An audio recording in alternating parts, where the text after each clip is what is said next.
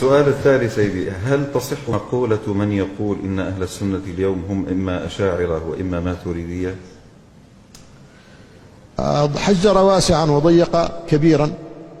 أهل السنة هذا الإطلاق يختلف باختلاف، لأن السنة في اللغة معناه الطريقة مسلوكته، طريقة في الجبل تسمى سنة، والصميم من كل شيء يسمى سنة. ومنه قول غيلان: تريك سنة وجه غير مقرفة ملساء ليس بها خال ولا ندب. تريك سنة وجه أي صميمه، فهي متسترة فيما سوى ذلك. تريك سنة وجه غير مقرفة ملساء ليس بها خال ولا ندب. والسنة في الاصطلاح تختلف باختلاف العلم الذي يطلق فيه، فهي عند أهل الحديث ما أثر عن النبي صلى الله عليه وسلم من قول أو فعل أو تقرير أو وصف خلقي أو خلقي، سواء صلح دليلا لحكم شرعي أو لم يصلح. وهي عند الأصوليين ما أثر عن النبي صلى الله عليه وسلم من قول أو فعل أو تقرير مما يصلح دليلا لحكم شرعي. وهي عند الفقهاء صفة الفعل الشرعي المأمور به أمرا غير جازم، بحيث يثاب فاعله ولا يعاقب تاركه. ويشترط بعضهم لذلك أن يكون قد فعله النبي صلى الله عليه وسلم وأظهره في جماعة وواظب عليه ليميزوه عن المندوب، يكون أكثر من المندوب. وهي عند أهل العقائد تطلق إطلاقين: إطلاق خاص في مقابل الشيعة، فالمسلمون أهل القبلة الذين يصلون إلى البيت الحرام فيهم شيعة وفيهم سنة، فله السنة هنا يشمل المبتدعة والفساق والضلال، حتى في لبنان يطلق على من لا يصلي أصلا ولكنه يقال هذا من أهل السنة. أليس كذلك شيخنا؟ فلذلك هذا إطلاق خاص، والسنة مقابل الشيعة. الإطلاق العام هو إطلاق السنة على المتبعين للمنهج الصحيح الأصلي، الذي هو الرجوع إلى كتاب الله وسنة رسول الله صلى الله عليه وسلم، وتصديق كل ما جاء بهما وإعمال العقل في فهم ذلك. وهؤلاء فيهم أو اشتهر من مذاهبهم العقدية 4 مذاهب، لأن ما جاء به الوحي نزل به جبريل على قلب النبي صلى الله عليه وسلم ليس مذهبا لأحد. فلا يقال مذهب الشافعي وجوب الصلاة أو مذهب مالك وجوب الزكاة، هذا ليس مذهبا لأحد، هذا الدين الذي نزل به جبريل. المذاهب هي الأمور الاجتهادية الزائدة على أصل النص. فالمذاهب معناها طرق للتعامل مع النصوص، هي جامعات تتعامل مع النصوص. فأنت درست في هذه الجامعة فمعناه أنك مذهبك هو هذا المذهب. آخر درس في جامعة أخرى مذهبه هذا المذهب، لكن ما رأينا تعصبا شديدا للجامعات بحيث يتضارب الناس على أن هذا من جامعة، هذا من الأزهر وهذا من الزيتونة. ما بينهم افتراق. الذي يدرسه في الأزهر يدرسه في الزيتونة، والذي يدرسه في الزيتونة يدرسه في الأزهر. وواحد من علماء الزيتونة كان شيخا للأزهر، الشيخ حسين، نعم هكذا. فلذلك لا إشكال في تنوع المذاهب سواء كانت فقهية أو عقدية، لأن العقدية كثير من الناس يتوهم أن العقائد معناها الأمر الصادق بالكلية المقطعي الذي ليس فيه اجتهاد ولا غلط، وكله يجب على الجميع أن يدخل فيه، فيجعل العقيدة كخرم إبرة لا بد أن يدخل منه الجميع. هذا غير صحيح. العقيدة علم من العلوم مثل الفقه ومثل النحو ومثل التصوف ومثل التصريف، فيه صواب وفيه خطأ، فيه أصول وفيه فروع، فيه اجتهادات، فيه مسائل. من ما آمن بالنبي صلى الله عليه وسلم وما جاء به من عند الله ومات على ذلك هو مؤمن من أهل الجنة. يشترط له فقط أن يؤمن ب6 أمور، وهي بالله وملائكته وكتبه ورسله واليوم الآخر والقدر خيره وشره إجمالا، وأن يفعل 5 أمور، هي أن يشهد أن لا إله إلا الله وأن محمد رسول الله، ويقيم الصلاة ويؤتي الزكاة ويصوم رمضان ويحج البيت. من فعل ذلك كان من أهل الجنة. لكن لدينا تخصصات كثيرة، ومنها التخصص العقدي، لأن الله جعل الإنسان مؤلف من 3 عناصر، هي العقل الذي شرفه به على سائر الحيوانات، والبدن الذي هو من تراب، والروح التي هي نفخة غيبية من أمر الله. وعلى أساس هذه العناصر ال3 جاء الدين 3 عناصر: الإيمان خطاب الله للعقل، والإسلام خطابه للبدن، والإحسان خطابه للروح. فاجتمعت العناصر ال3 مع عناصر الإنسان ال3، وبقدر التوازن فيها يكون الإنسان مستقيما معتدلا بقدر توازنه في هذه الأمور. ولذلك المذاهب العقدية منها ابتداع ما كان فيه تكذيب لله، تكذيب لرسوله صلى الله عليه وسلم، اتخاذ مصادر لتلقي العلم غير ما جاء به النبي صلى الله عليه وسلم من عند الله، هذا مبتدعة ويسمون أهل الأهواء. لا نكفر من كان منهم يؤدي كل الأركان السابقة، يؤمن بالأركان الستة ويقيم الأركان الخمسة، هذا لا نكفرهم إلا إذا وقع منهم شخص في كفر وحكم عليه القاضي به بذاته. ثم غيرهم هم أهل السنة، وأهل السنة مذاهب كثيرة أكثرها يعود إلى 4 مذاهب. المذهب الأول مذهب السلف الأولين الذين لم يكن لديهم التحدي الذي لدينا الآن، وهم الصحابة والتابعون وأتباعهم، فإن آمنوا بمثل ما آمنتم به فقد اهتدوا.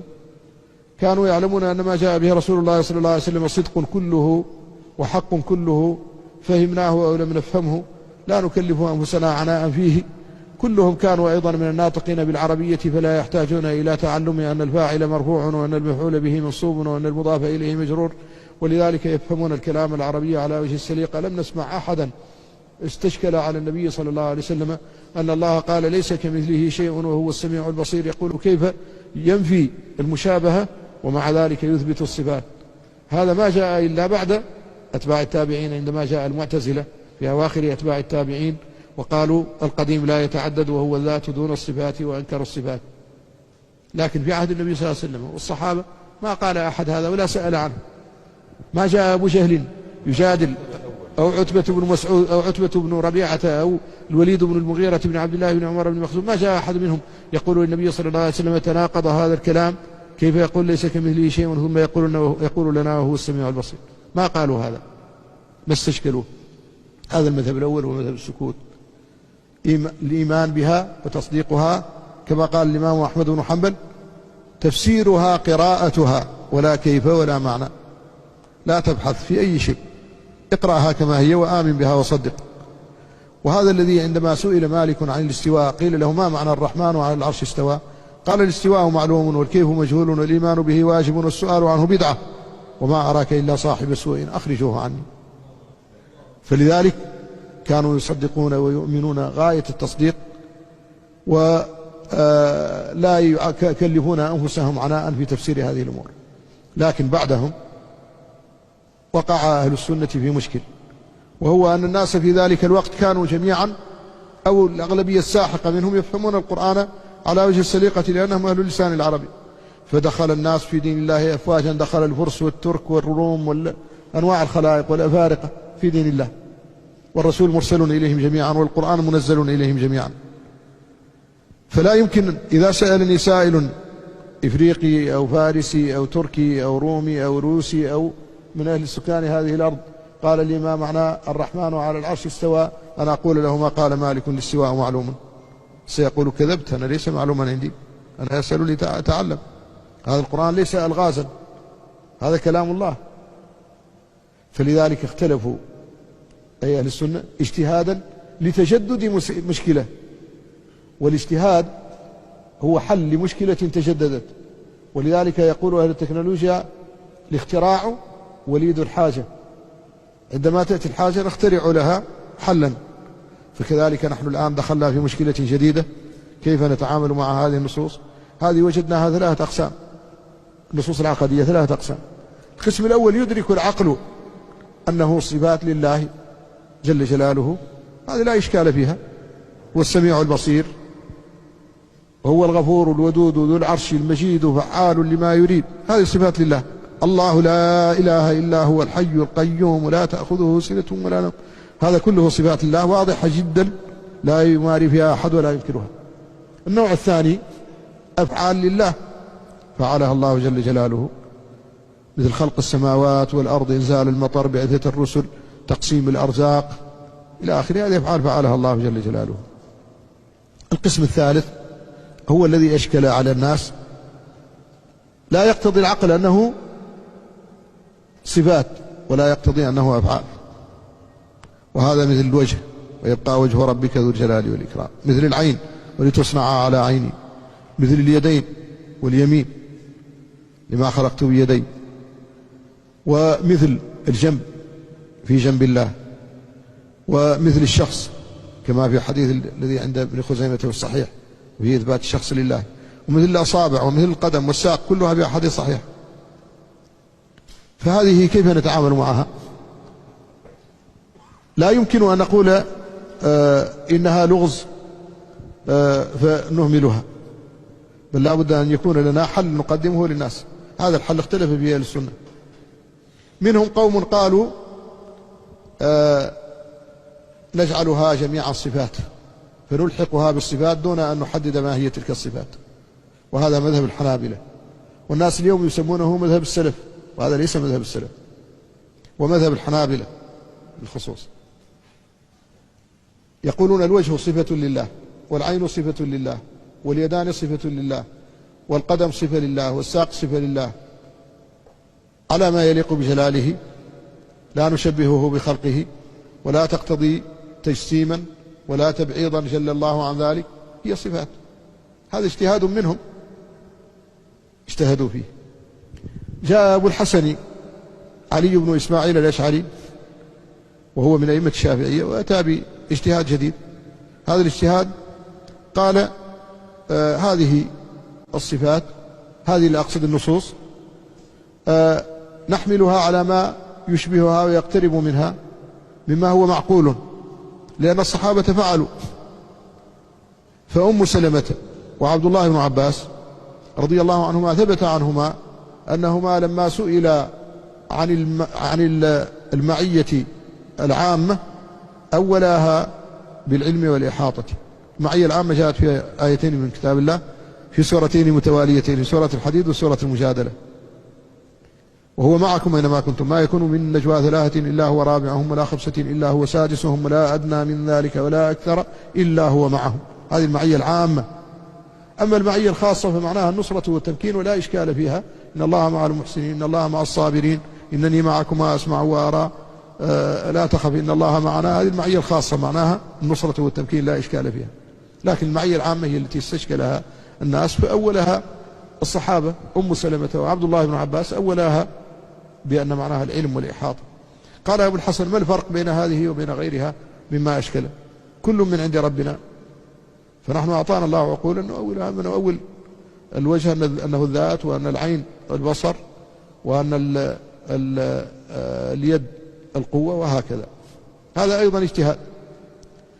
جاء أبو منصور الماتريدي وهو أيضا من أئمة أهل السنة من الحنفية، ورأى اجتهادا آخر، حلا آخر، وهذا الحل أيضا يشترك فيه مع أبي الحسن في قول له وهو مذهب التفويض مثلا. مذهب التفويض ومذهب التأويل كلاهما مشترك بين الأشاعرة والماتريدية، لكن اختلفوا في 24 مسألة من ذلك. قال بدل أن تحيل الإنسان إلى علمك أحله إلى علم الله، إلى علمه هو أحله إلى علم الله. بدل أن تقول له الاستواء معلوم، قل له الله أعلم بمراده به. فأنت بدل أن تحيله إلى علمه هو أو علمك أنت أحله إلى علم الله وتنحل المشكلة. وهذا يسمى التفويض، لأنه فيه إقرار بأن هذا حق، الرحمن على العرش استوى، آمنا بذلك، هذا صدق لا ريب فيه ولا شك، قطعا ليس فيه نقص ولا ما يؤدي تجسيما ولا ما يؤدي تحيزا. فالله جل جلاله كان قبل أن يخلق العرش وهو على ما عليه كان، لا يحدث له الخلائق أي صفة، هو على ما عليه كان سبحانه وتعالى. يعني المفوض ناجي يا مولانا؟ كلهم إن شاء الله ناجون، كلهم اجتهادات ناجي إن شاء الله، والحنبلي ناجي والسلفي ناجي، كلهم ناجون، هؤلاء كلهم من أهل السنة.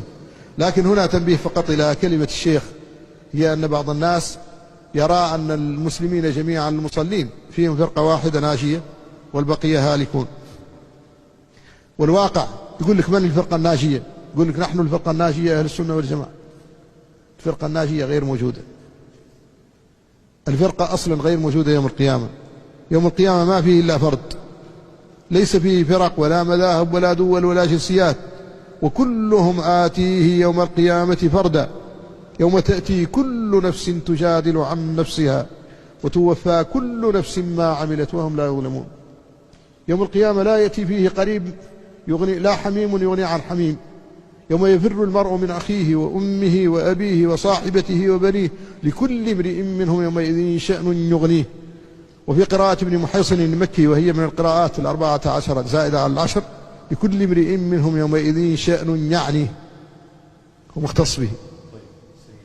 ثم بعد ذلك يقول الله تعالى: يود المجرم لو يفتدي من عذاب يومئذ ببنيه وصاحبته وأخيه وفصيلته التي تؤويه ومن في الأرض جميعا ثم ينجيه. فلا يمكن أن تنجو فرقة بكاملها، ولا يمكن أن نحكم على فرقة بكاملها بالكفر أو بالضلال جميعا. الفرق هي مثل الجنسيات ومثل القبائل ومثل الأجناس والألوان، فيها الصالحون والطالحون، حتى الجن فيهم المسلمون وفيهم دون ذلك، فيهم الصالحون وفيهم القاسطون، وقد أخبر الله بذلك. فلذلك إذا كان الجن فيهم هذا التفصيل فكيف بالإنس وكيف بالفرق والمذاهب. جزاك الله خير.